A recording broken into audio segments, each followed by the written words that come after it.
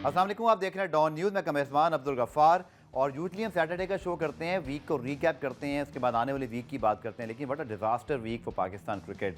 मतलब लोएस्ट से लोएस्ट पॉइंट पर पाकिस्तान क्रिकेट जाती जा रही है। और जो क्रिकेट कवर करने वाले हैं, क्रिकेट को चाहने वाले हैं, आप सब देखने वाले हैं, हमारे नाज़रीन जो क्रिकेट को बहुत पसंद करते हैं, आप सब भी शदीद परेशान हैं कि पाकिस्तान टीम को आखिर हो क्या गया है। क्योंकि अब कहीं से वो कहते हैं ना, सूरत नज़र नहीं आती है, तदबीर नज़र नहीं आती, कोई उम्मीद नज़र नहीं आती है कि ये टीम आखिर उठेगी कैसे, किसको हराएंगे। हम बांग्लादेश को नहीं हरा सकते, हम चले इंग्लैंड तो बड़ी टीम थी, हम इससे पहले यूएसए से हार गए, तो क्या कीनिया से खेलना शुरू कर दें, लोग कह रहे हैं, क्या नेपाल से खेलना पड़ेगा। ये बहुत सारे सवाल हैं जिनकी अब लिटरली बहुत अफसोस के साथ ये कहना पड़ता है कि पाकिस्तान क्रिकेट का मजाक बन रहा है पूरी दुनिया में। इसी पर बात करेंगे। और पाकिस्तान क्रिकेट के बड़े सुनहरी अदवार इन्होंने देखे हैं, पाकिस्तान क्रिकेट के बहुत अरूज के, और तो जवाल भी देखे। इससे बुरा सवाल शायद ही हमने भी नहीं देखा, शायद इन्होंने भी नहीं देखा। बहुत अरसे से क्रिकेट कवर कर रहे हैं, ओवर 450 टेस्ट मैचेस हैं तकरीबन पाकिस्तान के खेलने वाले तमाम आईसीसी वर्ल्ड कप, और 1950 से क्रिकेट से जुड़े हुए हैं, खुद भी खेले हैं फर्स्ट क्लास भी। कमर भाई मेरे से मौजूद हैं, कमर अहमद साहब, पाकिस्तान के सीनियर मोस्ट, बल्कि दुनिया के इस वक्त सीनियर मोस्ट स्पोर्ट जर्नलिस्ट। कमर भाई बहुत शुक्रिया ज्वाइन करने के लिए। इससे पहले मैं हेडलाइंस पे जाऊं, the lowest point of Pakistan cricket bye Pakistan standards were very embarrassing, very humiliating, शर्मनाक। ऐसा दौर मैंने पाकिस्तान की क्रिकेट में कभी देखा नहीं, और मुझे बहुत ही देखकर अफसोस होता है कि पाकिस्तान क्रिकेट की ये इस वक्त हालत है। और मैं बता दूं, कमर भाई कभी इस तरह के अल्फाज इस्तेमाल नहीं करते जो उन्होंने आज किए, but literally this is how you describe the situation. आप अच्छे को अच्छा, बुरे को बुरा ही कहेंगे ना, ब्लैक एंड वाइट वाली बात है।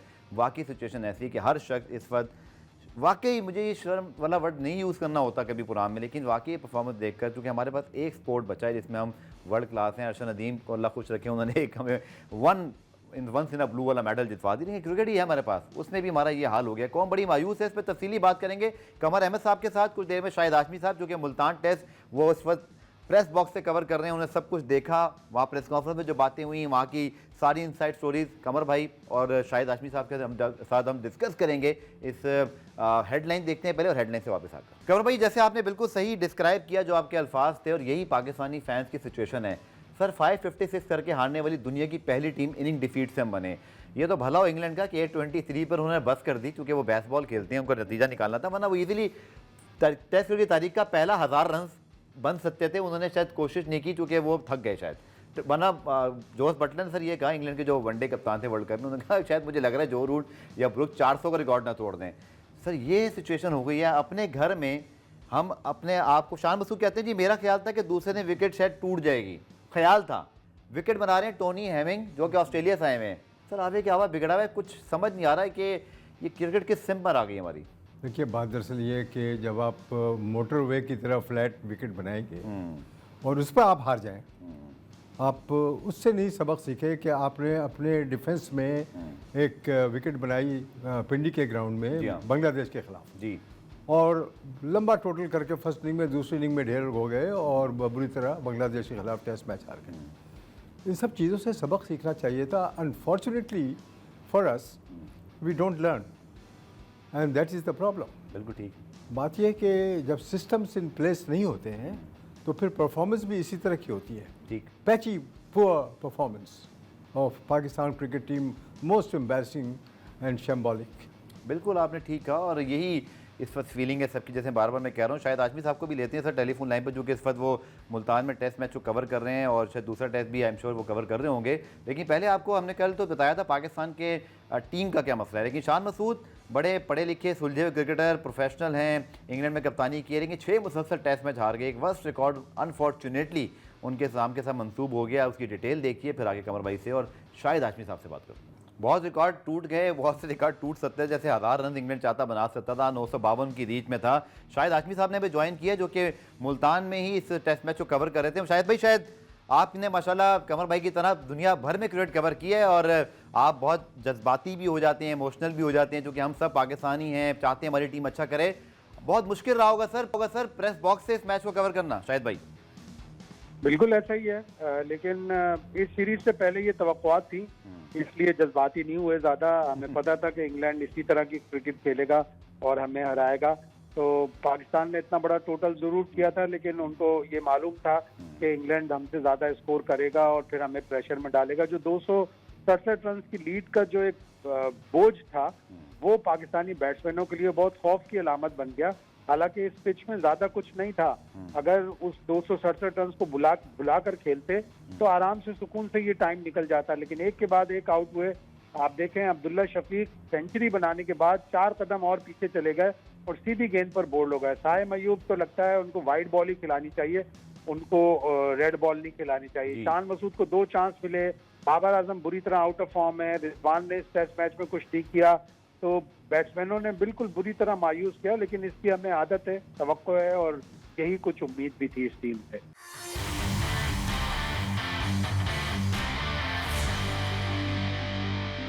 शायद भाई जेम एंडरसन लेट ज्वाइन करते हैं, बट बॉलिंग कोच उनके पास प्रॉपर डेजिग्नेशन के साथ मेंटोर की सूरत में मौजूद है। आई थिंक 2023 के एशिया कप में, वर्ल्ड कप में भी पाकिस्तान का जो स्पिन बॉलिंग अटैक है, जो जिस सिचुएशन से दो चार है, हमने बड़ा पैसा लगा रहे हैं स्टेडियम्स के ऊपर, हमारे पास बहुत पैसा है भी है कि हम खर्च कर सकते हैं। रंगना हैरात को लेके जा रहे हैं न्यूजीलैंड इंडिया। आपको याद होगा जब भी न्यूजीलैंड इंग्लैंड पाकिस्तान आती हैं, न्यूजीलैंड जब आया था उन्होंने सकलैन मुश्ताक को हायर किया था। हमारे वीक डिपार्टमेंट है बैटिंग, हमारे स्पिन बॉलिंग कोच नहीं है, बॉलिंग कोच नहीं है। क्या हमें सिलेक्शन कमेटी में सबको डालना है? क्या हमें बस मेंटोर्स को भारी भारी रकम देनी है? हमने कोई काम नहीं लेना। जैसे गिलिस्पी फास्ट बॉलर हैं, चलें, मुझे नहीं पता अब उनके ऊपर आप तबसरा कर दें सर कि फास्ट बॉलर कैसा कर रहे हैं उनके अंडर, लेकिन स्पिनर्स फारेंगे हैं तो स्पिन बॉलिंग कोच अब तक नहीं है। हमारे पास बैटिंग कोच नाम का कोई नहीं है, किसी को भी रख सकते थे। तो तवज्जो नहीं है क्या हमारी पूरी तरह इस क्रिकेट टीम पर? बिल्कुल तवज्जो का अंदाजा आप इस बात से लगाएं कि टेस्ट सीरीज से पहले हमारे तमाम खिलाड़ी वनडे क्रिकेट खेल रहे थे, 10 ओवर की क्रिकेट खेल रहे थे, तो 10 ओवर की क्रिकेट के ही वो आदी हैं। इससे ज्यादा बेहतर होता कि चार रोजा मैच करा लेते, कम से कम प्लेयरों को 4 रोजा क्रिकेट का तो अंदाजा होता, सबकी फिटनेस भी पता चल जाती, और अगर एक आध फिटनेस के ऊपर पूरा नहीं उतरता तो आप दूसरे बॉलर को खिलाते या दूसरे बैट्समैनों को खिलाते। तो हम अगर मैच पढ़ेंगे और साइंस का टेस्ट देने जाएंगे तो नतीजा इसी तरह का आएगा कि 100 में से 10 नंबर। शाहिद हाशमी साहब ने कहा कमर भाई कि मैं जब मौजूद था जो मुझे उम्मीद थी यही होगा, लेकिन सर जिस अंदाज से अब जाहिर बात है हम कल से ये बात कर रहे हैं, रोना कर रहे हैं और फैंस भी नाराज़ हैं कि क्या हो गया हमारी क्रिकेट को। What is the way forward Kamar भाई, कुछ सोल्यूशन है इसका? देखिए, इसका सोल्यूशन अगर होता तो अब इस वक्त पाकिस्तान की टीम टॉप पे होती। जिस जगह सिस्टम्स इन प्लेस नहीं होते हैं वहाँ पर इसी तरह की ट्रेजडीज़ होती है। हम कभी अपनी गलतियों से सीखते नहीं हैं अनफॉर्चुनेटली, कि कभी किसी को कोच बना देते हैं, किसी को मेंटोर बना देते हैं। देखिए, मुझे बहुत से लोग मुझसे इस बात पे इत्तेफाक नहीं करेंगे, लेकिन बहुत सारे एक्सपेरिमेंट तजुर्बे हो चुके हैं। Make Saleem Malik as the coach of batting coach of Pakistan, bring him back. जब आप सिस्टम इन प्लेस नहीं है तो you can bring back Saleem Malik, you have brought Mohammad Amir back, ठीक है ना? एक सलीम मलिक एक टॉप क्लास दुनिया का बैट्समैन के मुताबिक आ सकते हैं तो क्यों नहीं? और मैं समझता हूं कि आप ऐसा जब सिस्टम प्लेस में नहीं है तो आप सलीम मलिक को मौका दें बैटिंग कोच बनने का पाकिस्तान के। कोई ज़रूरी नहीं है कि आप बाहर से ला के कोच खड़ा कर दें और बॉलिंग कोच और बैटिंग कोच। सही। जब आपके मुल्क में तजुर्बाकार खिलाड़ी ऐसे भी हैं जो कि हो सकता है कि वो तकदीर बदल दें बैटिंग लाइनअप की, ये पॉसिबल है। ये मैं यकीन के साथ नहीं कह सकता, लेकिन ये तजुर्बा की शायद गुंजाइश आ जाए। बात दरअसल ये कि फॉरगिव एंड फॉरगेट की पॉलिसी इख्तियार करें, और जब आप मोहम्मद आमिर को बुलाकर, जो कि जेल भी काट सके थे, उनको बुला के खिला दिया। सलमान बट कमेंट्री कर रहे हैं, तो सलमान बट कमेंट्री के तो सलीम मलिक में, और आपको पता है जस्टिस क़य्यूम की रिपोर्ट इतनी बोगस थी और फ्लॉड थी, डॉक्यूमेंट थी, जिसके बारे में मैंने लिखा हुआ था अखबारों में और टीवी पे भी मैंने कहा हुआ था कि वो ऐसी ऐसी बातें उन्होंने लिखी हुई है खिलाड़ियों के बारे में जिसका कोई खुद कह रहे हैं कि इसका कोई प्रूफ नहीं है। हाँ। तो आप और कहा था क्रिकेट बोर्ड चाहे तो ये कर ले। तो आप ऐसे सिस्टम में why not bring a man of experience. किसी ने मुझसे कहा कि आप सलीम मलिक की बातें कर रहे हैं तो उनके पास तो कोचिंग सर्टिफिकेट नहीं है। Does Salim Malik need a coaching certificate?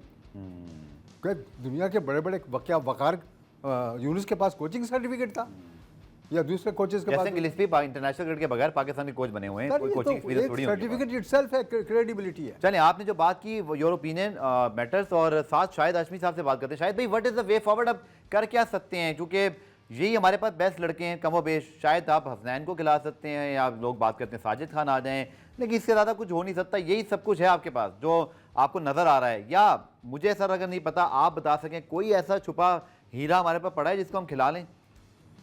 नहीं, 1-2 साल पाकिस्तान को इंतजार करना पड़ेगा अपनी टेस्ट टीम बनाने के लिए।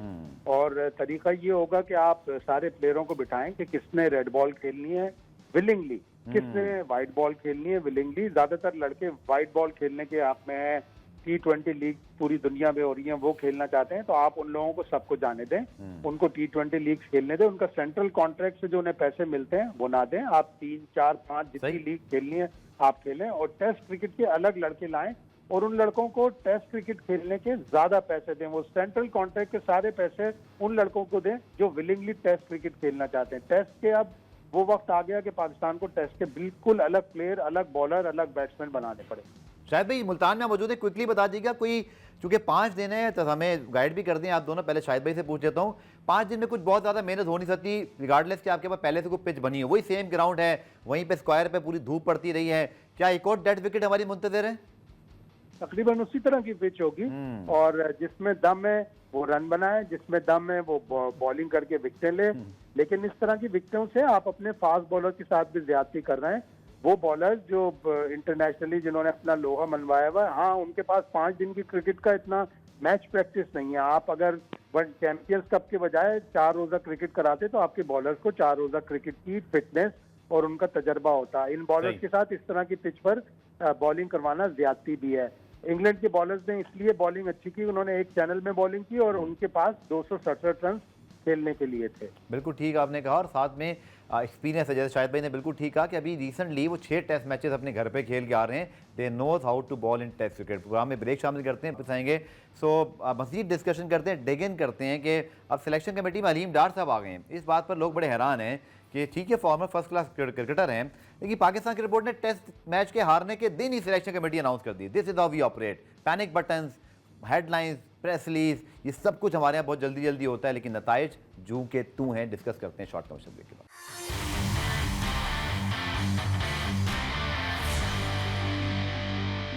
पुराम रिप्ले में खुश आमदेद। जैसे ही पाकिस्तान टेस्ट मैच हारा, और हमेशा की तरह जब हमारे यहाँ कोई चीज़ बहुत बड़ी शिकस्त होती है तो प्रेस रिलीज ज़रूर आता है, और इस बार प्रेस रिलीज आया कि हमने फौरी तौर पर सिलेक्शन कमेटी को रीवैम्प कर दिया है। उसके अंदर आकिब जावेद आ गए हैं, अजहर अली आ गए हैं, हसन चीमा आ गए हैं, इसी तरह अलीम डार साहब की भी एंट्री हो गई। माजिद भट्टी साहब ने भी हमें ज्वाइन कर लिया कि मैं कमर भाई पहले आपसे बात करूँ फिर माजिद भाई की तरफ चलते हैं।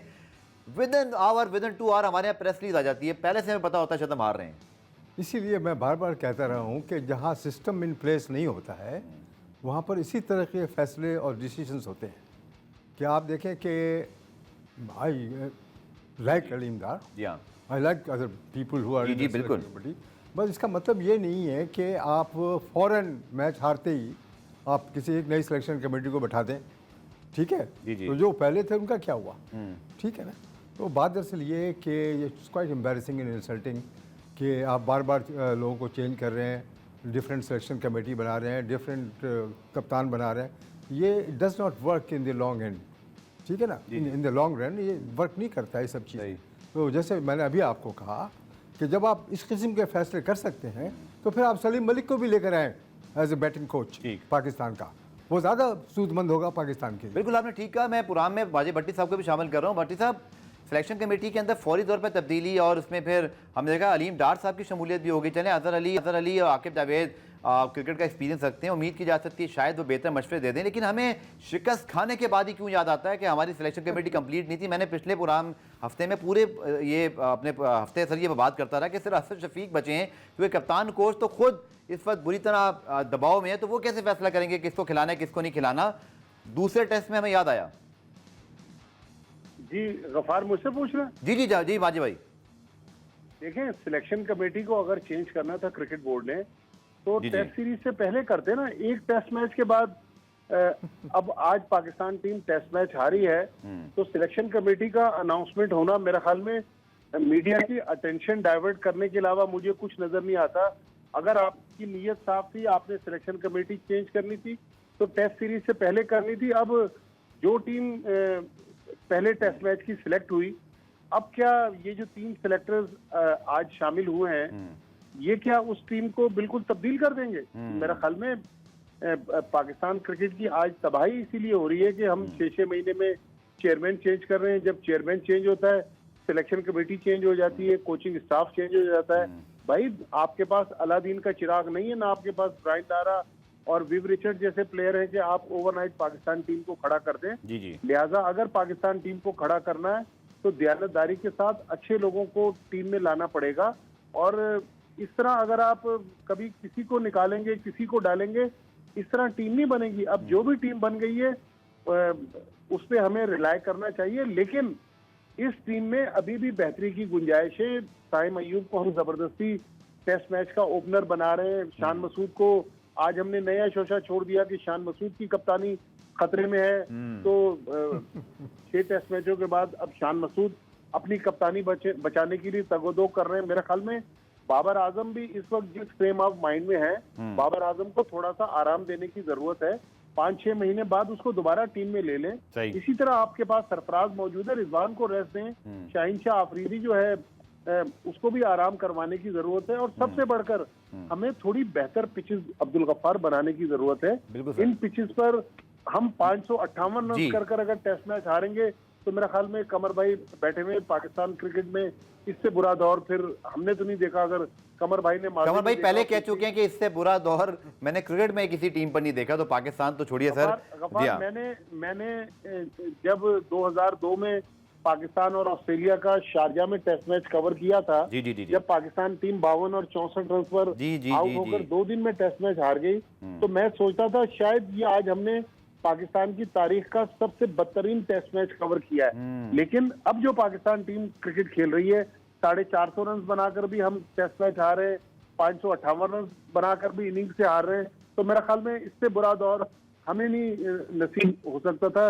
ये मेरा ख्याल आज पाकिस्तान की टीम का स्याह तरीन दिन था और पाकिस्तान की क्रिकेट जो है अपने तारीख के बदतरीन और स्याह दौर से गुजर रही है। और माजिद भाई ये भी याद रखिए, मैं पहले कमर भाई से सवाल कर लूँ, आपकी तरफ भी आ रहा हूँ कि अभी मुल्तान में दूसरा टेस्ट भी होना है और शायद कमोबेश ये विकेट होगी, पता नहीं हो अभी हमने और क्या क्या देखना है। लेकिन कमर भाई अच्छे कप्तान, अच्छे सिलेक्टर्स, अच्छे खिलाड़ी अगर चाहें तो क्यों नहीं लिफ्ट कर सकते आपने आपको? आप अपने नेशनल प्राइड, अपनी टीम के प्राइड के लिए तो खेलें ना, आप फाइट करते हुए नजर आए। बट अनफॉर्चुनेटली पहली इनिंग में हम करते हैं, या शाह मसूद ने जैसे बड़ा ठीक डिस्क्राइब किया, वो बड़े ऑनेस्टली बात कर रहे हैं, ऐसे कप्तान हमारे यहाँ नहीं आते। उन्होंने कहा वो फिटनेस ही नहीं है, 3 दिन हम खेलते हैं, चौथे 5वें दिन हम गिरे होते हैं। उन्होंने वो तो कप्तान जब ये कह रहा है तो आपकी टीम की हालत सामने है। बात देखिए, फिटनेस के अलावा कंसिस्टेंसी नहीं है, तसलसल नहीं है किसी भी चीज़ में। कभी कोई ओपनिंग बैटिंग कर देता है, कभी कोई 1 डाउन खेलता है, कभी कोई मिडिल ऑर्डर में खेलता है, कभी कोई कप्तान बन जाता है। बात देखें ना, अब ये 6 टेस्ट हार गए, 5 टेस्ट हार गए शान मसूद। जी हाँ, ये कोई नई बात तो नहीं है बिल्कुल किसी भी कप्तान के लिए। वो टेस्ट मैच 6 मुसलसल जीत भी सकता है बिल्कुल, और हार भी सकता है। वो टोटली डिपेंडिंग कि आपकी टीम कैसी है और जिस तरह की टीम परफॉर्म करेगी तो कप्तान क्या कर सकता है, चाहे कितना भी अच्छा सही बात है। जब आपके पास स्टैंडर्ड ही नहीं है, उसने 150 रन बना दिए पहली इनिंग में, अगर सेकंड इनिंग में फेल हो गया तो आप पीछे पड़ गए कि उसके कप्तानी से हटा दो। ठीक है माजिद भाई, एक और चीज़ जो मसला हमें अब आगे दरपेश है, क्योंकि हम तो अभी 2nd टेस्ट और 3rd टेस्ट की भी मतलब लाले पड़े हुए हैं, लेकिन फिर हमें ऑस्ट्रेलिया जाना है। हमारे वो वनडे और T20 कप्तान अब तक अनाउंस नहीं है। और फिर क्रिकेट बोर्ड पहले ही बहुत मसाइल में घिरा हुआ है, चैंपियंस ट्रॉफी के हवाले से चैलेंजेस, ग्राउंड की renovation, race against the time, फिर इतनी बड़ी शिकस्त हो गई। इस सारी सूरत हाल में फिर कोई गलत फैसला ना हो जाए। देखिए गफार, गलत फैसले तो हो रहे हैं। आज जिस तरह टेस्ट मैच हारने के चंद घंटे बाद हमने सिलेक्शन कमेटी अनाउंस कर दी और टेस्ट मैच से पहले मोहम्मद यूसुफ ने इस्तीफा दे दिया, फिर बाबर आजम ने रात को 12 बजे कप्तानी छोड़ दी, तो पाकिस्तान की क्रिकेट मसाइल में तो घिरी हुई है। आज हमारे पास मैच विनर नहीं है, इसके बावजूद लग ये रहा है कि प्लेयर स्ट्रॉन्ग नजर आ रहा है हमें, एज ए इंस्टीट्यूशन पीसीबी हमें वीक नजर आ रहा है। पाकिस्तान के जो सबसे फास्टेस्ट बॉलर हैं हारिस रऊफ, वो अमेरिका में चैरिटी फंक्शंस में किस तरह पार्टिसिपेट कर रहे हैं, जबकि वो सेंट्रली कॉन्ट्रैक्टेड प्लेयर हैं पीसीबी के। यहाँ पर आपका डिपार्टमेंटल वनडे टूर्नामेंट चल रहा है, हारिस रऊफ उसमें अगर किसी डिपार्टमेंट में नहीं है तो पीसीबी उसको किसी डिपार्टमेंट में डलवाए। फिर पाकिस्तान के बहुत सारे प्लेयर्स, मेरा ख्याल में हम बेहतर टीम सिलेक्ट कर सकते हैं, लेकिन हम हार से डरते हैं। हम बैटिंग पिचेस बनाने के लिए जाते हैं और उन्हीं बैटिंग पिचेस पर अगर हम 550 कर रहे हैं, हमारे बॉलर 850 रन देकर इनिंग से हम टेस्ट मैच हार रहे हैं, तो मेरे ख्याल में अब हमें अपनी क्रिकेट को खड़ा करने के लिए थोड़ा ठंडे दिमाग से, नेक नियति से, ईमानदार और दयानतदार लोगों को आगे लाना पड़ेगा जो वाकई पाकिस्तान क्रिकेट के लिए सिंसियर हों। ये 1-1, 2-2 मैचेस के बाद इस तरह तब्दीलियां करेंगे तो पाकिस्तान की टीम खड़ी नहीं हो सकती। ठीक है कमर भाई, आपसे एक सवाल और फिर यही माजिद भाई से सवाल। टोनी हेमिंग आए हुए हैं, शान मसूद ने क्लियरली कहा मुझे लगता था, मेरा ख्याल था कि ये विकेट टूटेगी, ये होगा। क्लियरली उन्होंने कह दिया जी क्यूरेटर ने अपना जॉब सही नहीं किया, पैसे भी खर्च कर रहे हैं फॉरेन कोचेज, या तो मुझे लगता है अकाउंटेबिलिटी कोई नहीं, जो माजिद भाई ने बात की और आप भी इशारा कर रहे थे कि वीक पीसीबी है, तो किसी को परवाह ही नहीं है। ऐसी पिच बन गई, इससे पहले बांग्लादेश में भी बुरी पिचें बनी, कोई पूछने वाला नहीं टोनी हेमिंग से कि आप जी क्या कर रहे हैं। देखिए बात दरअसल ये है कि टोनी हेमिंग्स कोई नई चीज़ नहीं है पाकिस्तान के लिए। इससे पहले इंटरनेशनल क्रिकेट और इंग्लैंड का सबसे बड़ा ग्राउंड्समैन बर्ड फ्लैक यहाँ पे आया था चंद साल पहले। जी जी।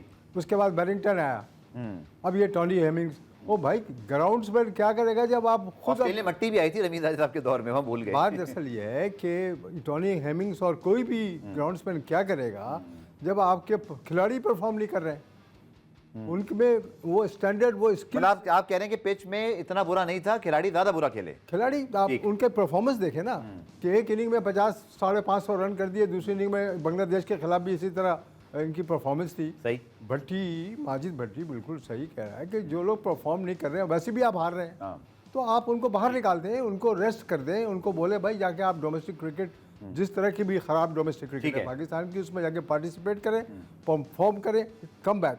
और जो आदमी पाकिस्तान से खेलने को तैयार नहीं है उसका कॉन्ट्रैक्ट खत्म कर दें। ठीक है, आखिरी सवाल माजिद भाई आपसे कि टोनी हेमिंग, ठीक है कमर भाई ने आई थिंक सही बात की, इनका तजर्बा है कि पिच इंग्लैंड ने भी खेल के दिखाया ना, आपकी बैटिंग फ्लॉप हुई तो टोटली टोनी हेमिंग पे नहीं डालना चाहिए, लेकिन कप्तान तो कह रहे हैं हमारा ये ख्याल था कि पिच ऐसी हो जाएगी, लेकिन फिर उन्होंने इंग्लैंड को प्रेस भी किया कि उन्होंने रास्ता निकाला। लेकिन माजिद भाई एक और चीज़, इतना पैसा है हमारे क्रिकेट बोर्ड के पास, आपको बहुत अच्छी तरह अंदाजा है, हम कुछ भी कर सकते हैं, हमारे पास सबसे ज़्यादा ऑर्गेनाइज अगर कोई कॉर्पोरेट सेक्टर है तो शायद उसमें पीसीबी है जिनके पास बहुत पैसा है। लेकिन सर ना बैटिंग कोच है हमारे पास, ना इस वक्त हमारा बॉलिंग कोच है, अदर वो असिस्टेंट कोच हैं, वीक डिपार्टमेंट सबसे हमारा स्पिनर्स का है। अबरार का आपने हाल देख लिया, आपके पास और कौन से स्पिनर पड़े हैं, स्पिन बॉलिंग कोच भी हमने नहीं लगाना है। तो सर क्रिकेट पे पैसा खर्च नहीं होगा, कोचेज नहीं आएंगे, स्पेशलिस्ट नहीं आएंगे, तो बात कैसे बनेगी? गफ्फार, अगर पैसे से हमने अपनी क्रिकेट को खड़ा करना है तो फिर तो मेरे ख्याल ब्रुनाई की टीम भी वर्ल्ड चैंपियन बन जाएगी क्रिकेट में। सर मैं कह रहा हूँ सही जगह खर्च नहीं हो रहा, मेरा ये ख्याल है, कोचेज नहीं है। ये जो शान मसूद कह रहे हैं ना कि टोनी हेमिंग्स ने अपनी मर्जी की पिच बनाई, मैं इस चीज को मानने के लिए तैयार नहीं हूँ। कमर भाई तो हमसे बहुत सीनियर हैं, कमर भाई ने भी पाकिस्तान क्रिकेट के बहुत सारे उरूज जवाल देखे। जी जी। यहाँ पर जब तक प्लेयर्स और टीम मैनेजमेंट नहीं चाहती, उनकी मर्जी के बगैर कभी पिच बन ही नहीं सकती। दूसरा ये कि हमारे अपने क्यूरेटर्स आगाज आए भी बुरे क्यूरेटर नहीं थे, जिस तरह की मटी है उस तरह की तो हमारे यहाँ पिचेस बन रही थी। लेकिन मसला ये है कि आप ना ऑस्ट्रेलिया में मैच जीत पा रहे हैं, ना न्यूजीलैंड में जीत पा रहे हैं, ना श्रीलंका में, ना इंडिया में, और फिर पाकिस्तान में अब मुसलसल 11वां टेस्ट मैच है जब पाकिस्तान की टीम कामयाबी हासिल नहीं कर सकती। तो कभी पिच को मुर्दे इल्जाम दे रहे हैं, कभी किसी को दे रहे हैं।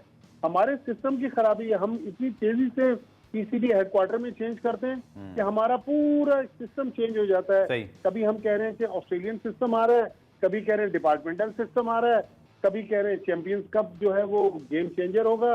अरे भाई अब पाकिस्तान क्रिकेट को थोड़ा सा टाइम दे दें, जो अच्छे प्लेयर हैं उनको आगे लाएं। बाबर आजम, शाहीन शाह अफरीदी, मोहम्मद रिजवान हमारे लिए बहुत मोहतरम है जी जी। लेकिन अब ये चूंकि प्रेशर में है, इनको आप थोड़ा सा टाइम दें कि आप जाएं किसी हिल स्टेशन पे, जाके अपने फैमिली के साथ वक्त गुजारें, उसके बाद फर्स्ट क्लास क्रिकेट खेलें और वापस पाकिस्तान टीम में आए। लेकिन नए लड़कों को जब तक चांस नहीं देंगे तो हमें कैसे पता चलेगा कि हमारे पास टैलेंट है या नहीं है। बिल्कुल जी, और लगता है ऐसे ही जैसे जवानों को मौका देने का वक्त आ गया। बहुत शुक्रिया कमर भाई आपका, शाहिद हाशमी साहब और माजिद भट्टी साहब ने ज्वाइन किया, आप तीनों का बहुत शुक्रिया। प्रोग्राम में ब्रेक शामिल करते हैं, ब्रेक से वापस आकर पेशावर ज़ल्मी ने वुमेन क्रिकेट लीग के हवाले से इनिशिएटिव लिया, उसको डिस्कस करेंगे शॉर्ट कमर्शियल ब्रेक के।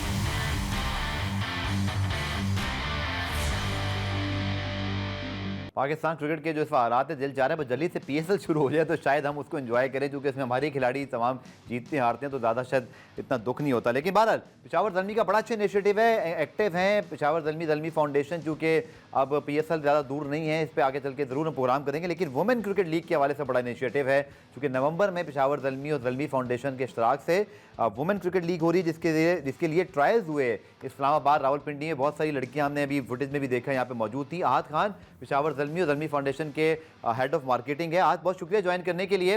यकीनी तौर पर हमने देखा है कि पाकिस्तान में जैसे भी वुमेन वर्ल्ड कप भी हो रहा है, हमारी टीम ने श्रीलंका को हराया, एक है इंस्पिरेशन अब लड़कियों के पास। कैसा आपको रिस्पांस लगा आज जो आप लोगों ने देखा भी, और फिर जो वुमेन क्रिकेट लीग नवंबर में आप शुरू कर रहे हैं पेशावर में, उसके बारे में प्लीज बताइएगा। अस्सलाम वालेकुम अफार, थैंक यू। एक तो मैं अगर बताना चाहूँ कि गर्ल्स क्रिकेट कैंप के हवाले से जैसे आपने जिक्र किया कि वुमेन वर्ल्ड कप भी चल रहा है, और डेफिनेटली जब लोग देखते हैं वो इंस्पायर होते हैं। ये वो टाइम है जहाँ पे क्रिकेट को फॉलो किया जा रहा है, वो मेंस क्रिकेट हो, वुमेन क्रिकेट हो, उसको देखा जाता है। और सिंस ज़ल्मी हमेशा फोकस करता है स्पोर्ट्स पे, तो हमने कहा क्यों नहीं हम वुमेन की लीग कराएं, first ever women league in KP. To start that league we need a team जो कि उसको रिप्रेजेंट कर रही हो। तो फ्रॉम द कैपिटल हमने ट्रायल्स अरेंज कराए कि हम यहाँ से लड़कियों को शॉर्टलिस्ट करें और पोटेंशियल देखें वो कौन सी लड़कियां हैं जो फ्यूचर में अपना इसको करियर बनाना चाहती हैं। तो 6 colleges and 6 women universities from Islamabad and Rawalpindi joint this cricket camp, और उनमें इन्होंने अच्छे नंबर्स में आके रिप्रेजेंटेशन की, जिसमें से काफ़ी पैशन देखने को मिला। और अल्हम्दुलिल्लाह एक अच्छा सक्सेसफुल 4 दिन का इवेंट हमने कंक्लूड किया आज, जिसमें से एक टीम बनी और वो टीम रिप्रेजेंट कर रही होगी कैपिटल को इन दैट वुमेन लीग। तो ये एक अच्छा इनिशिएटिव इस सेंस में था कि क्रिकेट को प्रमोट करना इज आवर जॉब, और हम उसको बड़े आसान तरीके से परफॉर्म करना चाहते हैं और कर रहे हैं। ठीक है, आज क्विकली आखिर में बता दीजिएगा ये जो वुमेन क्रिकेट लीग है, खासतौर पर जो हमारे नाजरीन या हमारी बच्चियां कल को ये डिजिटल पे देखें या अगर टीवी पे जब वो देखें, तो कुछ बताना चाहेंगे कितनी टीमें हैं जो इसमें पार्टिसिपेशन हो सकती है, उसकी मुतालिक ज़रा इवेंट के मुतालिक भी हमें आगाह कीजिएगा। जी गफ्फार, बिल्कुल। सो जो नवंबर में हम केपी में लीग कराने जा रहे हैं उसमें टोटल नंबर ऑफ टीम्स जो है वो 8 टीम्स होंगी। 7 केपी रीजन से होंगी जिनकी ओपन ट्रायल्स करके टीम सेलेक्ट होगी फ्रॉम एवरी रीजन, और एक टीम कैपिटल से होगी जो यहाँ से ट्रेवल करी होगी for that league. So in total 8 teams will be participating in women league, जो इंशाल्लाह हम नवंबर में करने जा रहे हैं। ठीक है, आद खान मौजूद थे, head of marketing Peshawar Zalmi foundation. बहुत शुक्रिया आद आपका, और उम्मीद करते हैं कि पाक मेंस क्रिकेट तो मुश्किलात से दो चाह है, लेकिन मेंस और वुमेंस टीम दोनों ज़रा फ्लरिश करें, क्योंकि इंस्पिरेशन की ज़रूरत है। पाकिस्तान में यूथ के पास टैलेंट बहुत है, फैसिलिटीज़ मिलनी चाहिए, मेरिट पर फैसले होने चाहिए। ओवरऑल मैं क्रिकेट की बात कर रहा हूँ, तो इंशाल्लाह दिन बदल भी सकते हैं। प्रोग्राम रिप्ले में आज के लिए इतना ही। मंडे को आपसे मुलाकात होगी, तब तक के लिए अल्लाह हाफ़िज़।